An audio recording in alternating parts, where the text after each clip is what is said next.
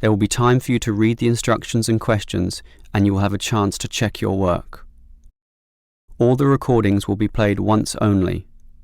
The test is in 4 sections. At the end of the test, you will be given 10 minutes to transfer your answers to an answer sheet.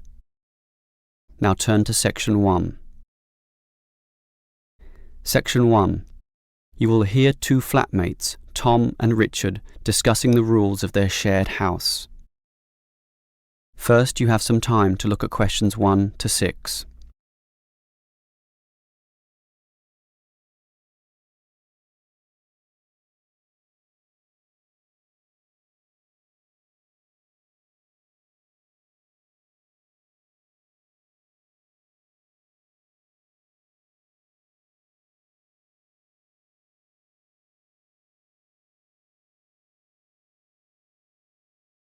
You will see that there is an example that has been done for you.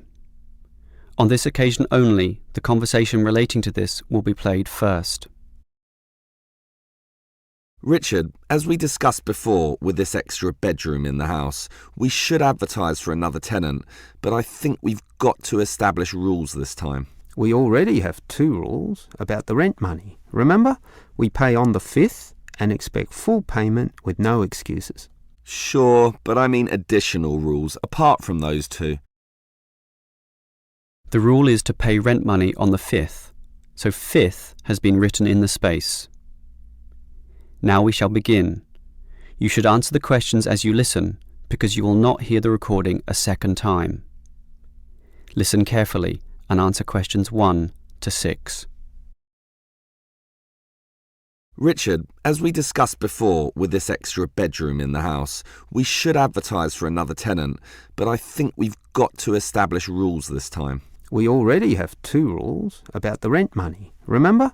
We pay on the 5th and expect full payment with no excuses.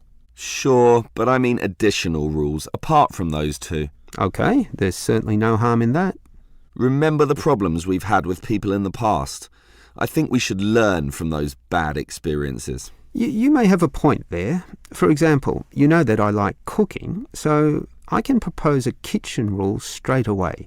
Every tenant must clean after use. We shouldn't allow what happened last time. You mean that guy who left all his dirty dishes piling up and food on the floor? Clean after use. We should write that down. I'm happy with that. And not only clean, but they also have to tidy up. We can't have them cluttering up our very small kitchen counter. I'm with you there. That will make life far more manageable. So, tidy up is our second cooking rule, let's say. And now, can I tell you what really annoys me? Sure. Dirty tenants. Those who just allow dirt and dust to build up around the house and don't care less. We've got to have a strict rule prohibiting that. What about a cleaning roster? We can make a list of everything that we expect to be done. Carpets vacuumed, furniture dusted, toilet cleaned, and so on. And everyone is required to take turns. First my turn, then your turn, then the third tenant's turn. This spreads the load so we can keep the apartment very clean. I'm happy with that. Otherwise, one person will be working harder than the others. But how often do we do it? Every day, twice a week, or once a week, or what? Every day. What do you think? Too often, I would say. Well, every 3 days then. I don't know. We're all busy with part-time jobs and study. I'd say that once a week is good enough. It's probably what most households do, anyway. All right. Let's run with that then. As long as we do clean regularly and well. Okay, are there any other rules? What about music, loud TV, that sort of thing? I want absolute quiet at night because I go to bed early in order to get up early for my job. So, why don't we say no noise after, say, 11 at night? Earlier than that, 10 p.m. That's consistent with most rental properties, and no overnight visitors either. You're right. That caused a lot of problems when the last tenant brought his drinking buddies in for the night. So, we prohibit late night noise and overnight visitors as well. That sounds good to me. Before you hear the rest of the conversation, you have some time to look at questions 7 to 10.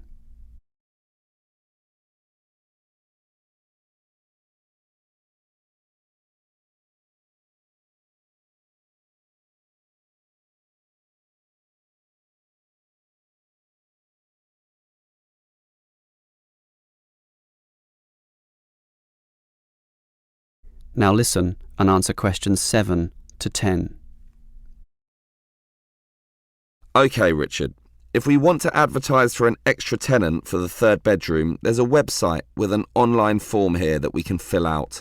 That will speed things up. Good idea. In fact, let's do it now and get it over and done with. Sure. The first category here is gender. I guess that means we write male or female. I think I'd prefer a male. He'd fit in with us, one of the boys, something like that. Sure, but that might limit things, and I'd say a female might be just what this household needs. Why don't we say any and let fate decide? See who turns up and judge them as they come. OK, I'll type any. So now we move on to job. What sort of job do you want them to have? To me, it doesn't matter. Doctor, lawyer, cleaner, as long as they have a job, of course. Unemployed tenants can be a problem. Just type in must have. You mean a job? Yes. Must. OK, that's done. Now, how much should we ask them to pay? $180 would be about 1/3 of the total rent. I'm doing the maths now with a calculator. The figure would be closer to $173.50. Well, let's round that up to the nearest 5. I'll type in $175 and we can share the extra $1.50. Done. Now, finally, when can we let the new tenant move in? Immediately, I'd say. The sooner the better. Type in immediately. But I'm busy this week with my job, so I'm not in the mood to interview tenants right now. And anyway, we've had just you and me for so long, what does another couple of weeks matter? So, when would you like the tenant to move in then? 1 week from now? Beginning of the month, March 1st? Later. Give it another 4 days at least. March the 5th is better for me. OK, I'll type that in. It should be fine. Any later than March the 8th and I'll be too busy with my exams. And that's about it. That is the end of section 1.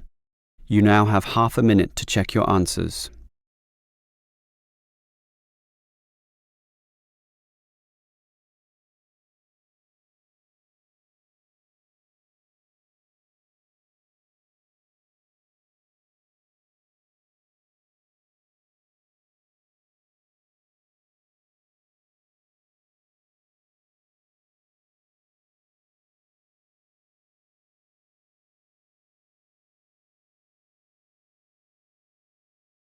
Now turn to section 2. Section 2. You will hear a police officer giving a lecture to some overseas students about ways to minimize risk in public. First, you have some time to look at questions 11 to 17.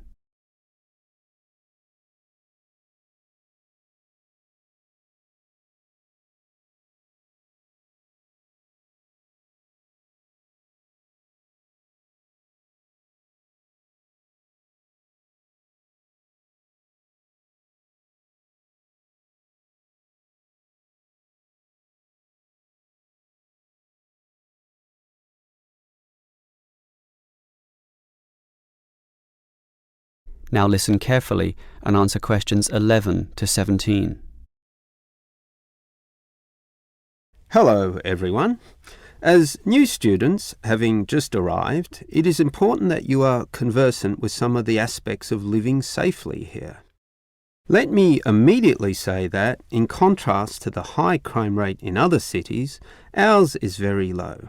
Nevertheless, there is some advice that would be considered prudent in even the safest of places. It is therefore in your interest to look at this map of the city and familiarise yourself with its areas, some of which may not be as safe as others, particularly at night. A little research now in this respect will obviously help you a great deal. For this reason, we have provided a variety of brochures and information leaflets which we encourage you to take and read. In addition, you should talk to people you know, to your homestay parents and teachers, and get a feel for the situation both in the neighbourhood where you live and the city at large. Now, you should know about the police presence in this city. There are local police stations in every suburb, but not all of these are open 24 hours a day. For that, you need a main station, of which there are many, and you should familiarise yourself as to the location of the one nearest to you.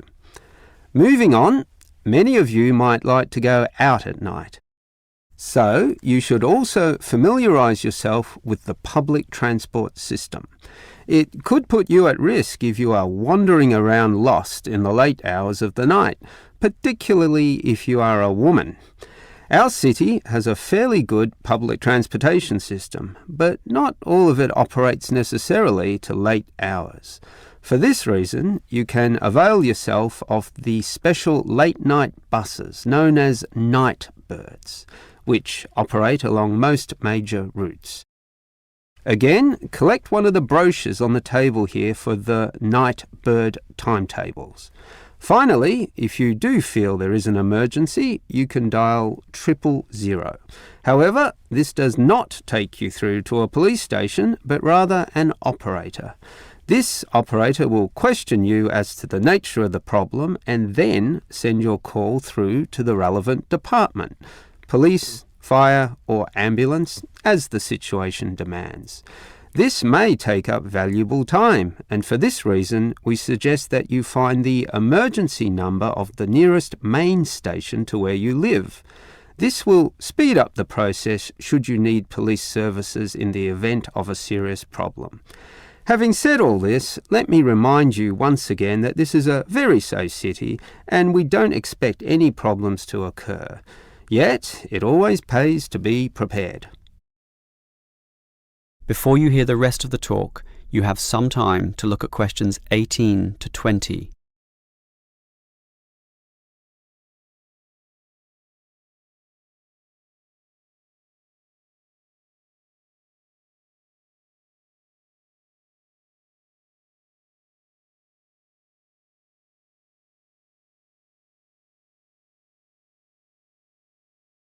Now listen and answer questions 18 to 20. On the same subject as being prepared for problems, it is a fact that the police cannot cover every part of the city at all times of the day. Thus, it is advisable for you to take some precautions and be prepared for any problems which may occur. There are less safe areas which you may inadvertently find yourself in and, through no fault of your own, be faced with difficulties. In this respect, some people advise that women in particular carry mace or pepper spray, which can be sprayed into the eyes of an assailant. However, please be informed that these are illegal and consequently cannot be purchased, constituting, as they do, an attack weapon. On that same theme, any knives or small arms, while perhaps being legal in your country, are illegal here and must not be carried on your person. One thing you can carry, however, is a personal siren. In the advent of a problem, you just push a button and the siren will sound loudly, drawing such attention that any assailant almost invariably flees immediately from the scene. Moving on, you may wish to stay out late, to have fun or see the sights of this city at night, and we do not necessarily discourage that. However, we do advise that you confine yourself to areas that have sufficient street lighting or illumination. In the course of your activities, you may well meet strangers, but if this happens under clearly lit areas, visible to everyone in the vicinity, statistics prove that in almost all cases nothing will go wrong, particularly if you carry your siren. Above all, the greatest rule is simply to exercise discretion and intelligence when you go about your business. All the rules that I have given are simply based on this, and by following them all, your stay here will be both enjoyable and safe. That is the end of section 2. You now have half a minute to check your answers.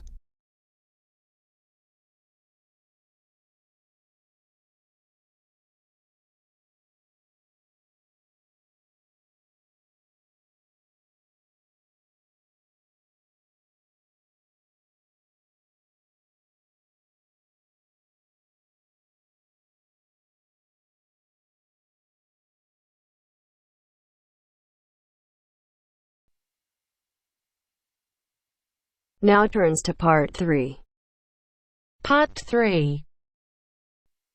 Now turns to Part 3. Part 3.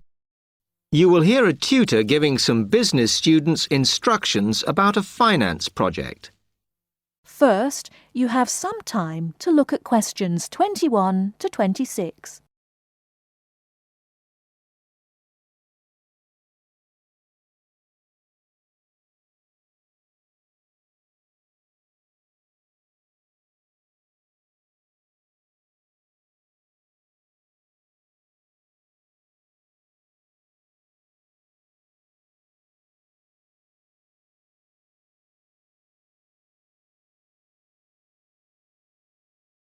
Now listen carefully and answer questions 21 to 26. OK, can you quieten down, please? Now, today I'm going to talk to you about your assignment. We've been studying the effects of the exchange rate, so I'm going to give you a project to do on this. Right, can you make some notes while I'm talking? The first thing that I'd like you to do in order to prepare this is to select where you're interested in. I mean, which country, and therefore which currency you're going to be operating in. OK, now the purpose of the project is to make money, and I'm hoping some of you will make a significant amount. So, I want you to suppose that you have £100 that you will have to invest purely in the rises and falls of the exchange system. In other words, you'll be trying to predict rates. This is a project that you'll be doing together, but before you work together, you'll have to go off and research what you need to know about the economy of that country and how well it's doing or is expected to do in the near future. You could all make up a little information sheet with your notes on, clearly legible, because then I want you to get together, we can do that next week, and to go round and read about each other's countries. When you see how well or badly each country is doing, I want you to decide what your exchange rate is going to be against all the other currencies. After that is all sorted, what you're going to do is go round the other students and attempt to sell your money to the others. Remember, this will depend on the success of your country's economy and the rate you fixed for your currency. Now, you're not allowed to just swap currencies with each other, but you may wish to buy from the other countries. But you must do a proper transaction. All the way through this, you must keep your accounts properly for each transaction. I'll give you 1 week to do this, and then we will set a time for the deals to finish, a bit like the stock exchange. And at that point, I will ask you to calculate how much you have made. Is that clear? Before you hear the rest of the talk, you have some time to look at questions 27 to 30.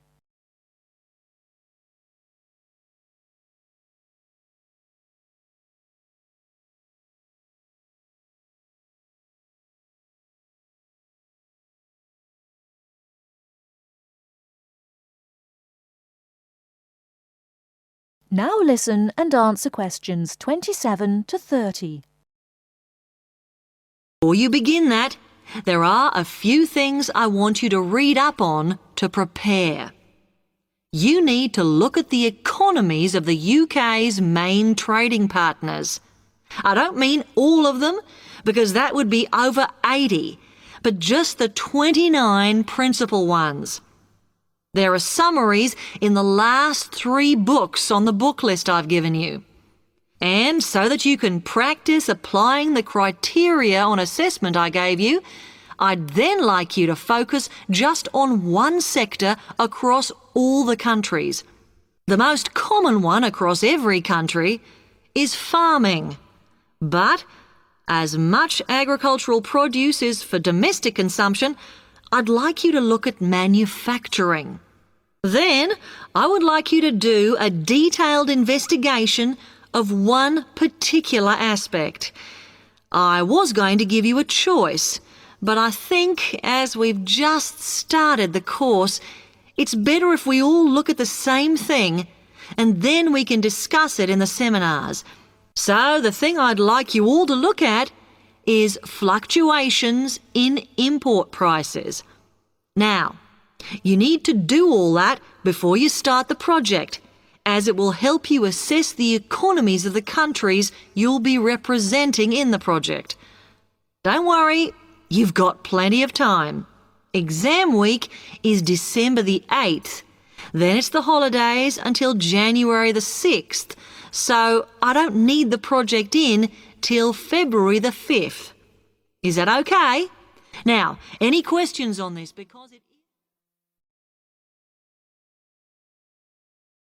That is the end of part 3. You now have half a minute to check your answers.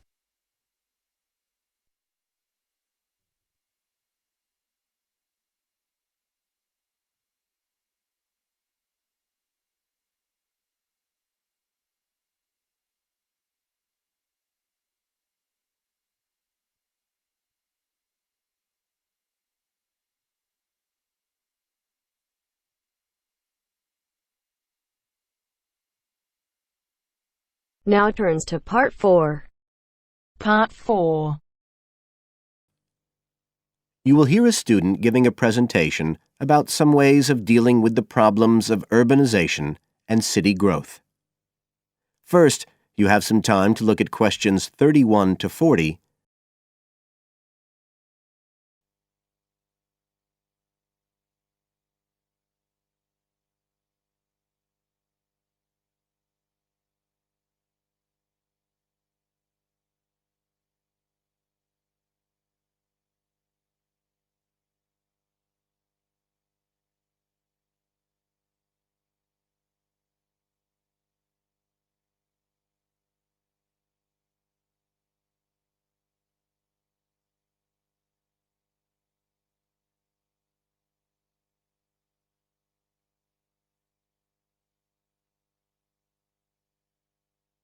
Now listen carefully and answer questions 31 to 40. Well, Adam's just been talking about some of the problems that have resulted from the rapid growth of cities in the last 100 years. Things like housing, sanitation, crime and so on. For my presentation, I'd like to look at some examples of what cities are doing to try to solve some of these problems. As part of its Healthy City program, the World Health Organization, the WHO, has come up with a set of criteria for a healthy city. The WHO says that, amongst other things, a healthy city must provide a clean environment which is also safe. It mustn't be dirty or dangerous for its inhabitants. As well as that, the WHO says a healthy city has got to be able to satisfy its inhabitants' basic needs. That's all its inhabitants, not just the rich ones or the ones with jobs, everyone who lives there. A third criterion, is that it's got to have health services which can be used by all the inhabitants and which they can access easily. The final point's to do with local government. The WHO says this is something that the whole community should be involved in, not just a few powerful politicians or businessmen. So, a healthy city is not just a matter of avoiding illness, that sort of healthiness. It's the way that the whole city works together for the benefit of its population. Okay, so what I'd like to do now is to look at some projects in different cities around the world where cities have tried to meet these criteria, to make their cities healthy ones.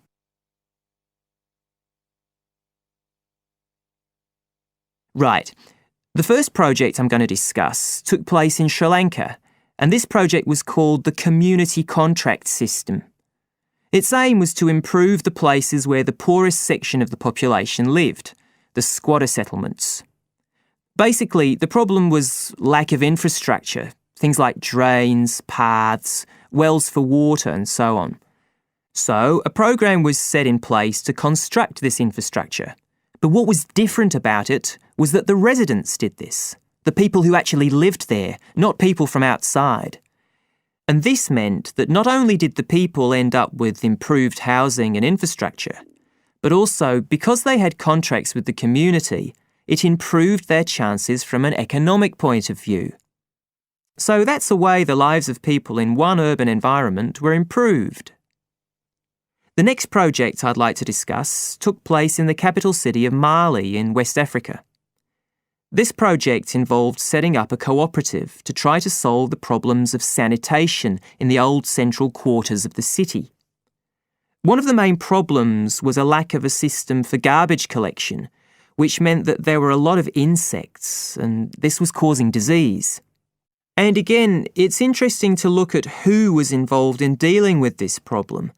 In this case, the cooperative involved students who had graduated from secondary school in getting a system going. As well as that, the cooperative set up a campaign to educate the public about the importance of good sanitation through showing films and setting up discussion groups among the local people, especially women and adolescents. And the outcome was an increased environmental awareness, which led to changes in household behaviour, as well as improved living conditions. OK, the third project was in Egypt, just outside the capital, Cairo, which is a city that's grown very rapidly in the last few decades. This project was based in a women's centre in a poor area called Makatem.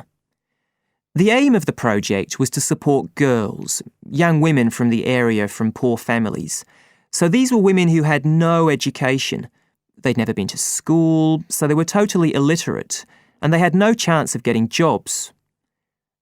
At the Women's Centre, they were shown how to sew and how to weave, and once they'd learned these skills, they were given the equipment, a sewing machine or a loom, so that they could make things to sell and have a chance of earning their own living.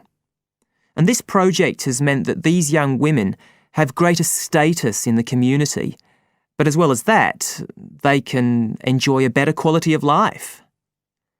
So I don't think the problem is that cities are bad. This world and its cities have the resources to provide for the population that lives there. What it takes is a stronger will and a better distribution of resources.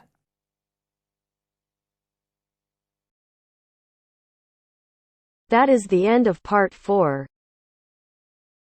You now have half a minute to check your answers.